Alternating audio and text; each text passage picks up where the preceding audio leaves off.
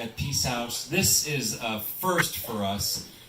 This whole event is being put on by my friends at the Metanoia Peace Community. We live and pray and work together right here. But I also want to acknowledge some of our sponsors here. First of all, the Ecumenical Ministries of Oregon. I don't know if Jan's here, but Dr. Hennessy certainly is in the back. Dr. Hennessy, thank you for helping co-endorse our time together. And then, of course, also the NAACP. Pastor Mondane, president of the NAACP, give your little hand up. We're going to hear from Pastor Mondane in a little bit. He's going to join in through something a little bit later on. But, hey, Peace Train is just this idea we had. Because I'm of that generation that when people like my parents and mentors talked about peace, I was that angry person who thought, peace sounds like complicity to me. Peace sounds like status quo to me, right? Mm-hmm. This is how a lot of people in my generation started conceiving of it. So we wanted to rehab this conversation. We thought it needed to happen again.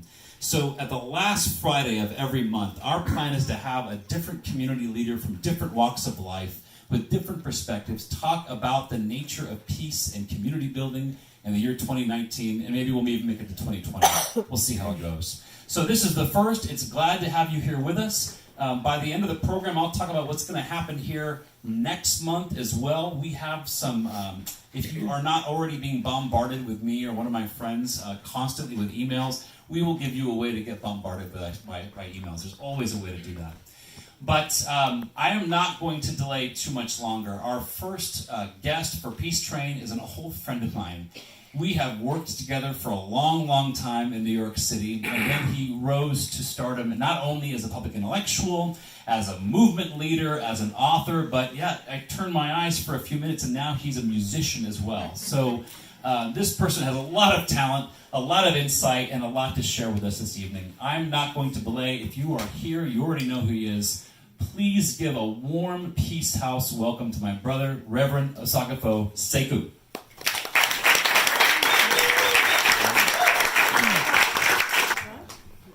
Is it okay if I sit down? Yes.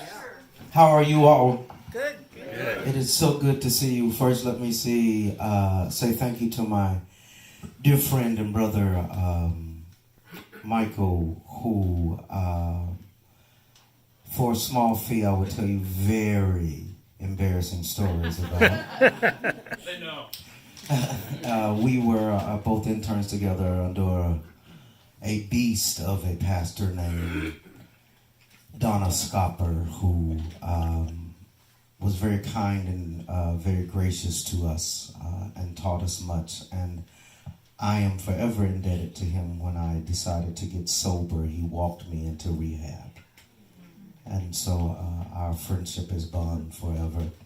And then to the sponsors, Ecumenical Ministries of Oregon, as well as the NAACP. My dear brother is here, the president, and we're going to talk a little bit later. And I see, is that Todd back there? Todd was our minister of music when I pastored at First Baptist Church in Jamaica Plains in Boston, and has actually gigged with me in Seattle.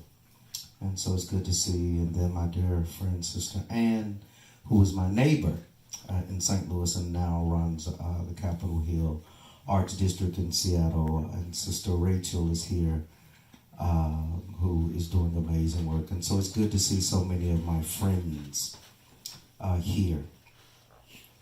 I'm going to take a little time. We're going to, because I'm not that interesting, and talk a little bit about how I understand this particular historical moment. And then Brother President and I are going to dialogue a little bit, and then we'll see what the Lord says from there. As I think about this particular historical moment that we are in which we have a monster occupying the White House, that the left, of which I am a Marxist, we are prone to hyperbole, to say the least. But we indeed have a fascist in the White House, given his attacks and the heroic work that many of you all have done around immigrant brothers and sisters, the demeaning of gay, lesbian, bisexual, and transgender person, and an outright disregard for unconstitutional practices and the undermining of institutions. And we should be clear that particularly my friends from the global south who have seen similar contradictions, that the undermining of democratic institutions, as fragile and broken as they are, particularly as it relates to the life chances of the historically othered, nevertheless they remain some kind of structure to keep the weight of the powerful off the poor. And when those institutions are undermined in a particular way in which this president is doing, it should give us all pause. And so within that context, I'm finishing a manuscript which has been giving me the blues. Any writers in the room? Writing books is dumb. And this one little 12,000 word essay has been giving me the blues. And it's called The Task of the Artist in the Time of Monsters. And so one of the challenges as I think about monsters, that, you know, perhaps it is in our childhood that we come to love monsters. Our childhoods, if you will, are filled with things that go bump in the night. And in our childish imagination, some ferocious creature with fangs foaming at the mouth is standing as the moonlight casts a shadow upon them. And you kind of pull your covers to the edge of your eyes, hoping that the monster is not real, but to be sure, monsters are real. In fact, history is littered with the innocence that they have left in their wake. And given the particular cocktail conversation, we tend to list those monsters as a kind of self-righteous mantra, as a way to name the particular moment that we're in. But interesting enough, when we think about monsters, we often think of them as some kind of despot who seized power from an innocent people. But oftentimes, unfortunately, monsters are the choices of people. Hitler was elected in April 1933. And so there's something about the ways in which I suspect it might just be the case that monsters and nations go hand in hand.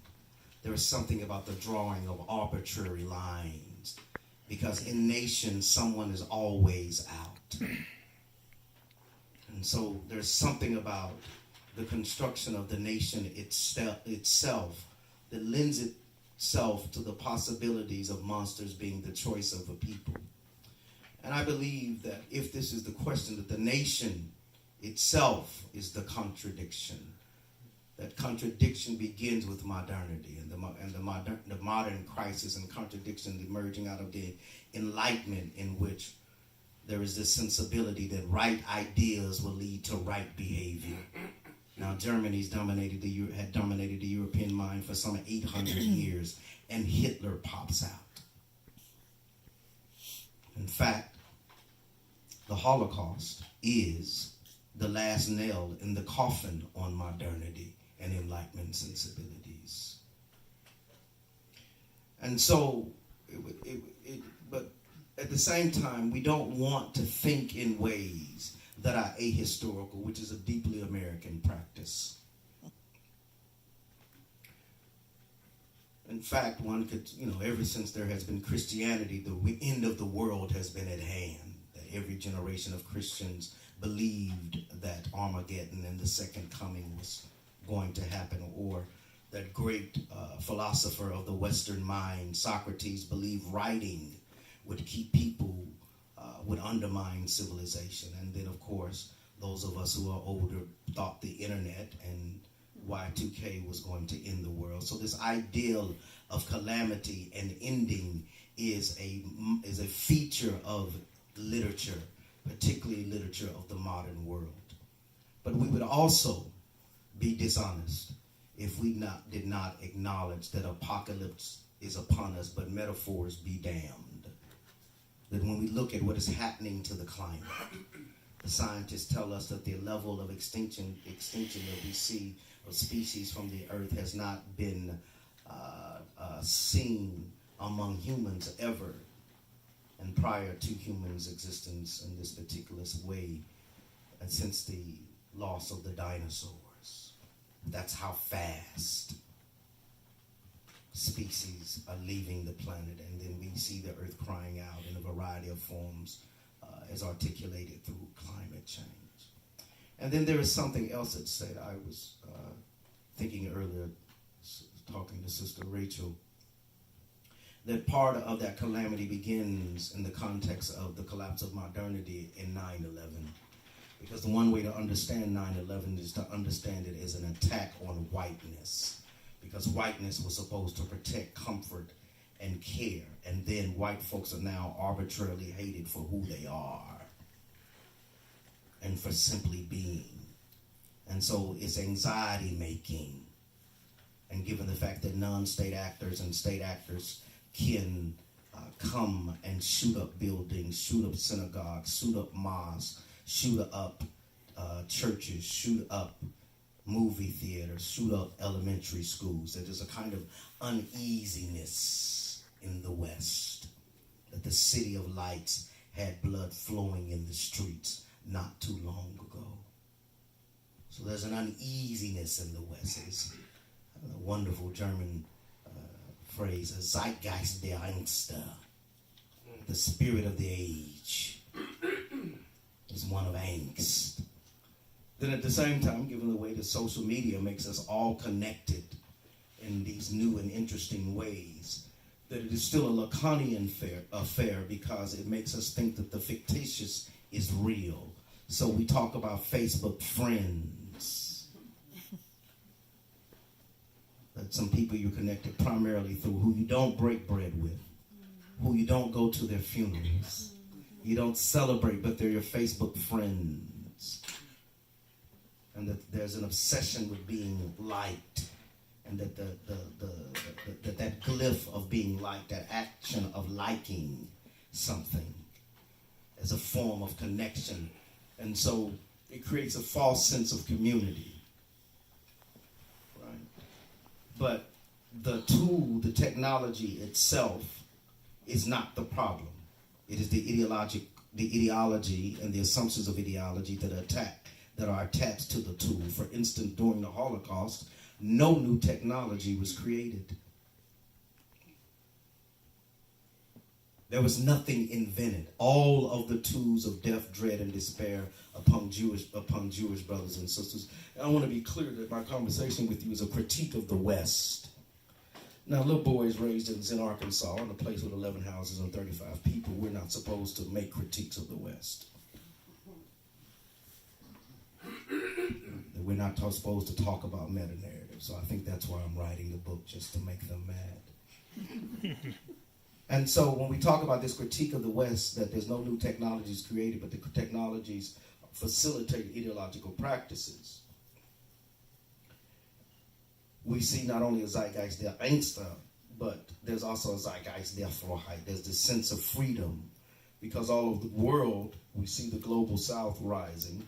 We see the global South rising. In the United States, we've had an African-American president, and that was supposed to end racism, or that it was over. Right? And under an African-American president, Black Lives Matters movement emerges. The children, poor black working class children in Ferguson, make the nation pause under a black president and a black attorney general. So the freedom is still in dialogue with the angst.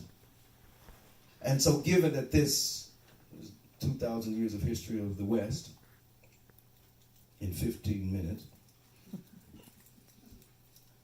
for me as an artist, right, as one who's been an organizer primarily, and as a pastor, as a primarily formal way of engaged the world over the last 3 decades, that it, for me then, the role of an artist takes on a particular kind of vocational responsibility within the context of monsters, because artists are not bogged down by the arcane doctrines and the institutional affiliations and arguing about the color of the church basement with people we don't like the way pastors are forced to. And then politicians in and of themselves, and monsters tend to be politicians. And that politicians are primarily engaged in a form of horse trading. That the way the structure is created, I often say the Occupy movement was white folks finding out what black folks been telling them for 500 years. The system's working just fine for a few. And so because the system is working just fine, no matter, the best oftentimes that we can hope for is a benevolent monster. 20,000 bombs dropped by President Obama. He controlled the kill list. First time in the history of the United States that the president is the one who's primarily making the call on who the government will assassinate. Windfall healthcare program for insurance companies. Windfall for them. He stands before a meeting of Wall Street people and he tells them, they're out there waiting with pitchforks for you. I'm the only thing standing between you and them. So no bailout for Main Street. But still, because the country is obsessed with spectacle, image and symbol, and this is very important to me. I'm not saying that images and symbols are not important. I think they have a certain kind of role. But the symbol is not the same thing, and a sign is not the same thing as a substance. In fact, the most important person to me in the White House was Ms. Robinson. They asked Ms. Robinson, interviewed in the New York Times, they said, Ms. Robinson, Michelle's mother, Mother Robinson, they asked her, they say, your children are super healthy. They go to Whole Foods. What do you think about that? And Ms. Robinson says, I think chicken ought to taste like chicken. Most important statement to come out the White House under the Obama administration. And so in that question, given that it seems like the best we can hope for is a benevolent monster in this, and that we indeed have a monster in the White House, as I've already said, what is the role of the artist? And this is, and for me, emerges in this particular kind of context often since I've retired. In this particular something, I spent 6 weeks in Charlottesville and it broke something in me. I was there when we're in a church and we can't leave because Nazis are outside with torches in 2017. I watched Heather Heyer take her last breath. And you can't out-organize that kind of hate. It's just simply impossible. You can, at best, hold it at bay. So then I decided that I would try to sing my way out.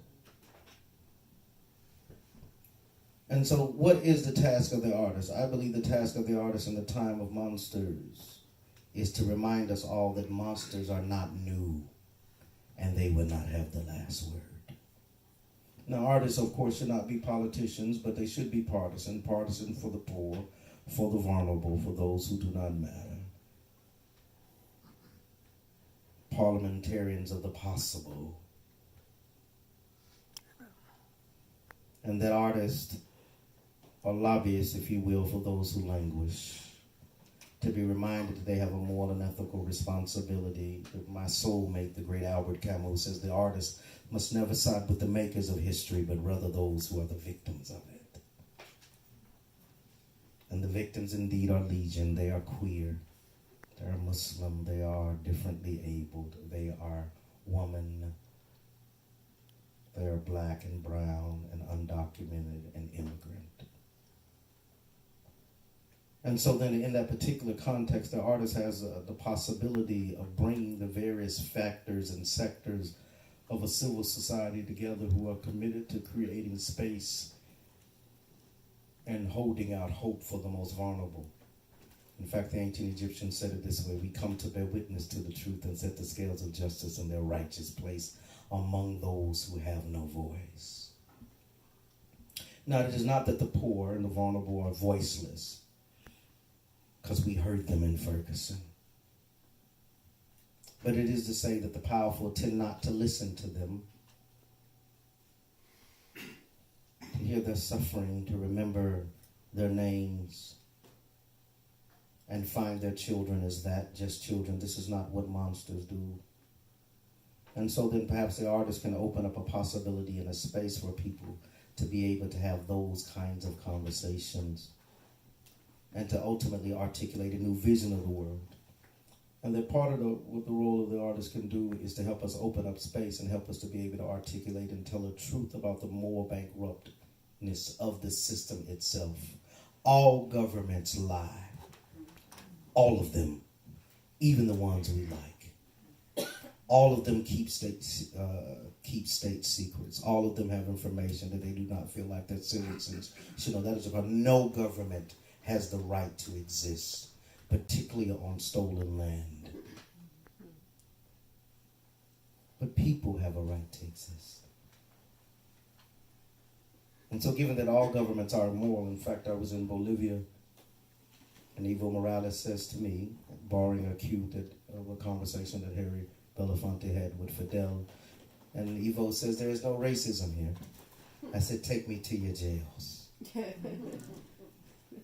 And I can tell you if there's racism or not. The great Fidel Castro, a great Parian of liberation for many, same thing. And he outlawed James Brown and jazz music. I mean, his life would have been a lot richer if he would have had some James Brown and some jazz music in his life. So this is to say, even for the governments, so all of them are immoral. All of them will have contradictions. This is the nature of the structure as it particularly relates to this curious thing that called the nation state, which comes from the Weimar Republic. And given the fact that the Weimar Republic produced the Third Reich, perhaps we should be suspicious of the nation itself because of its origins. But nevertheless,